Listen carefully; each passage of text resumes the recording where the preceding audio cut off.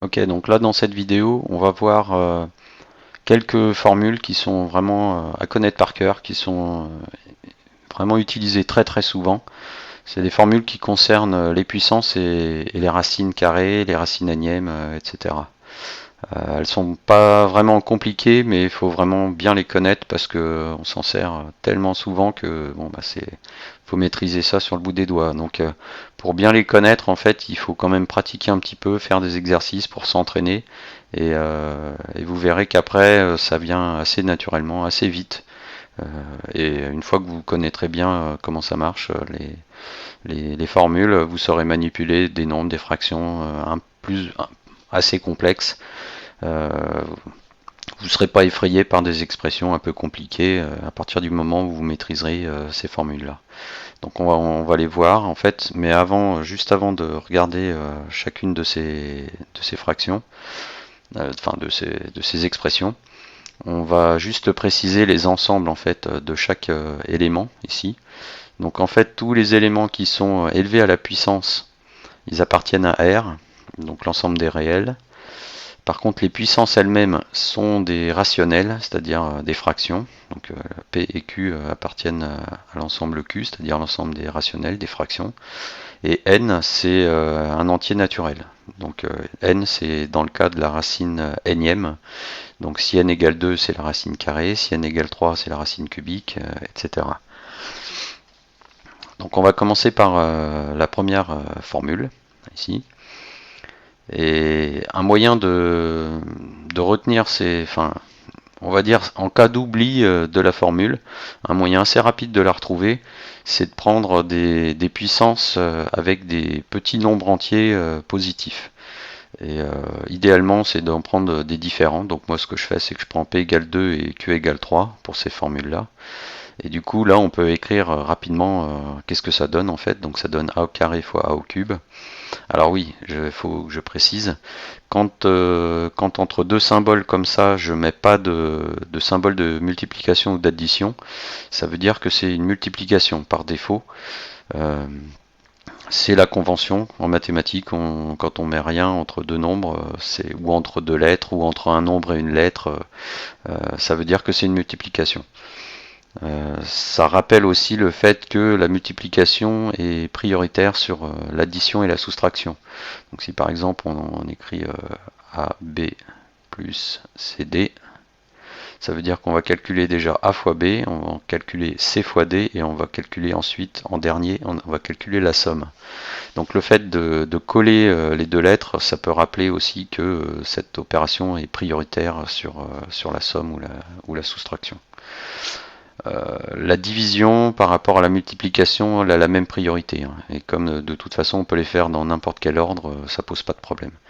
Donc c'est juste multiplication et division qui sont au même niveau, et addition et soustraction qui sont au niveau inférieur, qui sont au même niveau aussi, mais inférieur à la multiplication et la division.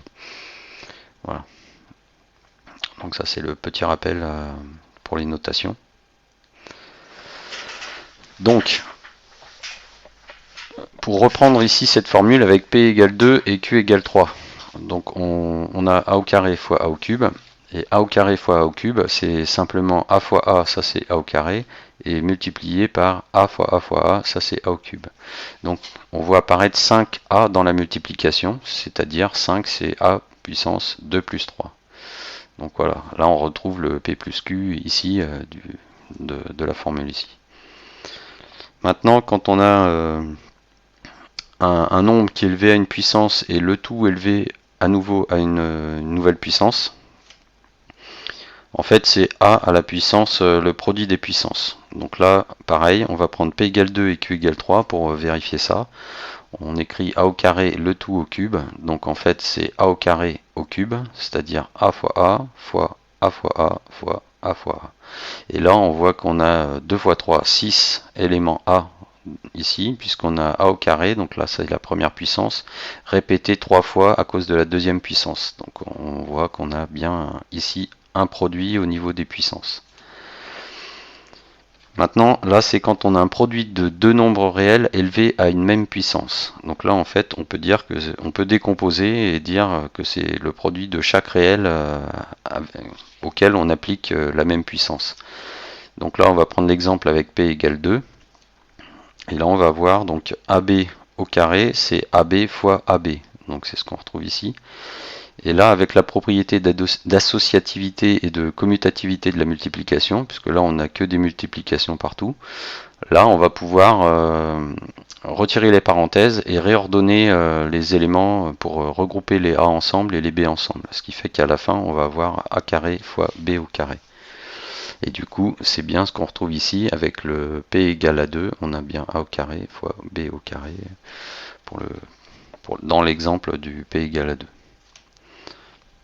Alors cette formule-là, en fait, on l'avait déjà vue pour l'arithmétique des rationnels, mais on l'avait vu avec un P non pas dans les rationnels, mais dans les entiers relatifs.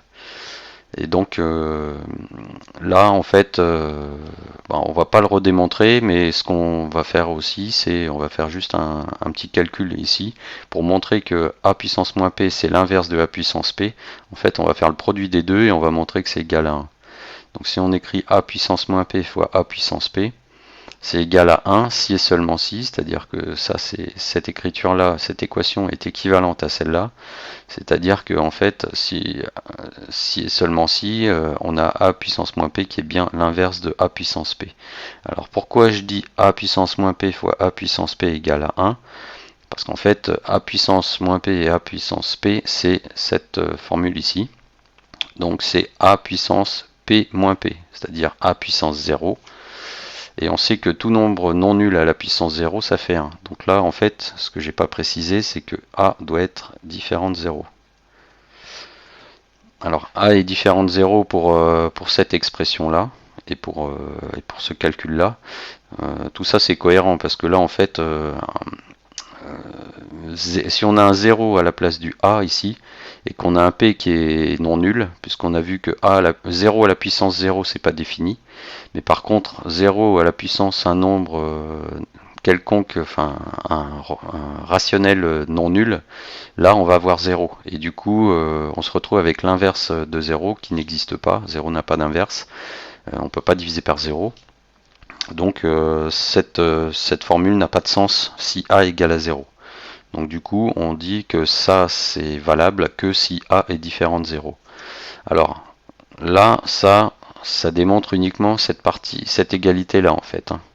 Pour montrer cette égalité-là, en fait, on peut reprendre cette formule ici et en appliquant pour B, on dit que c'est 1 sur A. On applique cette formule avec B égale 1 sur A. Donc là, on a A fois 1 sur A, c'est-à-dire 1. 1 à la puissance P, ça donne toujours 1. Et donc on a 1 qui est égal à A puissance P fois 1 sur A à la puissance P. Et donc là on a le produit 1 sur A à la puissance P fois A puissance P qui est égal à 1. Donc 1 sur A à la puissance P, c'est bien l'inverse de A puissance P. Et donc c'est bien, donc ces deux nombres sont bien égaux. Là on a toujours affaire aux inverses de A puissance P. Enfin ici c'est clair, c'est l'inverse de A puissance P. Donc voilà pour ces deux égalités. Alors ici c'est la définition en fait de la racine énième d'un nombre. Donc là en fait la définition, ça c'est une formule qui découle directement de la définition, puisque la définition de la racine énième de A, c'est le nombre qui élevé à la puissance n donne A. Donc la racine énième de A, sa définition c'est racine énième de A à la puissance n, ça donne A. Donc comme par exemple la racine carrée de A, si on l'élève au carré, on doit retrouver A. Donc là c'est un cas général où on prend la racine énième, mais c'est pareil. Donc nous, ce qu'on veut, c'est avoir ça. Et ça, c'est équivalent à racine énième de A est égal à A puissance 1 sur n. Pourquoi ? Parce que on sait que, par cette formule-là, on sait que A à la puissance quelque chose à la puissance n, enfin voilà, c'est égal à A puissance le produit. C'est-à-dire que là, on va avoir Si a c'est égal, enfin si racine énième de a c'est égal à a puissance 1 sur n, on va avoir a puissance 1 sur n, le tout à la puissance n. Donc c'est a à la puissance 1 sur n fois n, grâce à cette formule ici. Et 1 sur n fois n c'est 1, donc a à la puissance 1 c'est a. Et donc on a avec cette formule, on retrouve bien que la racine énième de a c'est a à la puissance 1 sur n. Alors il y a quand même une petite chose aussi à faire attention.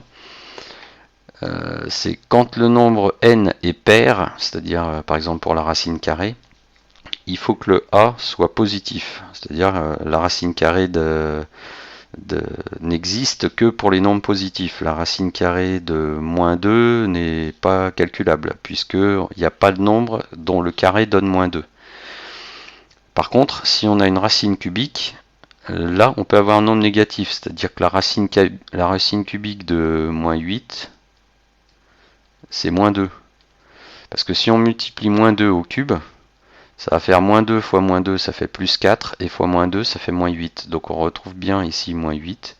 Donc la racine cubique, il faut que je précise racine cubique, la racine cubique d'un nombre négatif existe. C'est la racine carrée d'un nombre négatif qui n'existe pas. Donc en fait le n ici, cette formule-là n'a de sens que pour les... Enfin, si n est pair, elle n'a de sens que pour les a positifs. Donc toujours réel mais positif. Et si n est impair, cette formule est toujours vraie. Voilà. Voilà. On n'a pas de restriction quand n est impair. Alors, encore une formule qui est intéressante à connaître, mais elle découle directement des précédentes. En fait, les précédentes sont suffisantes pour retrouver cette formule-là. Donc, a sur b à la puissance p, on peut le décomposer en a fois 1 sur b, le tout à la puissance p. Là, on a un produit élevé à une puissance, donc c'est cette formule-là. Du coup, on se retrouve avec a à la puissance p fois 1 sur b à la puissance p. Et 1 sur b à la puissance p, c'est 1 sur b à la puissance p. Et du coup, on retrouve ici ce calcul ici. Donc en fait, ce qu'on voit, si on oublie cette phase intermédiaire qui sert juste à redémontrer le résultat, on voit qu'en fait, la puissance, on peut la rentrer en haut et en bas en fait. Donc là on va se retrouver avec a puissance p divisé par b puissance p, c'est ce qu'on a ici. Avec cette formule là on peut aussi redémontrer celle-là, puisqu'en fait 1 sur a puissance p, ou 1 sur a puissance p comme ça, c'est le cas particulier où là on aurait a égale 1 et b on remplace par a. Et du coup là on retrouve 1 sur a puissance, enfin bon, j'espère que j'ai été clair, mais si on reprend cette formule là et qu'on met un a, met 1 ici à la place de a, et puis là on va dire on met c à la place de b, là on se retrouve avec 1 à la puissance p sur c à la puissance p. Et donc on se retrouve avec égal à 1 sur c à la puissance p. C'est cette formule ici en fait. 1 sur c à la puissance p, c'est 1 sur c, le tout à la puissance p. Donc avec cette formule-là, on peut retrouver cette égalité-là. On peut remontrer cette égalité-là. Et après celle-là, elle se redémontre encore une fois par cette partie-là. Alors, dernière chose, je vais juste nettoyer un petit peu pour pas polluer le calcul de la racine énième. Donc, je retire ça. Voilà. Donc ici, on va faire encore un calcul qui découle de ce qu'on a vu, des propriétés qu'on a vues juste avant. On va calculer la racine énième d'un quotient. Donc là encore une fois, il faut que b soit pas nul, hein, c'est pour qu'on ait le droit de... Là aussi je ne l'ai pas reprécisé, il faut que b soit non nul. Donc là si on veut calculer la racine énième de cet élément là, toujours avec les mêmes conditions ici, hein, le signe par rapport à la parité du nombre n ici. Donc on calcule, si on calcule ça, en fait on va dire, bon, bah, c'est a sur b à la puissance 1 sur n. Ensuite, on applique cette formule-là, donc on rentre le 1 sur n en haut et en bas. Donc on se retrouve avec a à la puissance 1 sur n sur b à la puissance 1 sur n. Et là, on revient sur la définition de la racine énième, donc c'est racine énième de a sur racine énième de b. Donc en fait, la racine énième d'un quotient, c'est le quotient des racines énièmes. Voilà. On a aussi la racine énième d'un produit qui est égal au produit des racines énièmes. Enfin, il y a quelques formules comme ça qu'on peut aussi retrouver. De toute façon, là, on a tout ce qu'il faut. Tout ce qui est ici est suffisant pour retrouver toutes les autres formules. Donc je ne vais pas non plus lister complètement toutes les possibilités. Là, vous avez déjà un bon panel pour retrouver à peu près tout ce dont vous aurez besoin pour faire des calculs.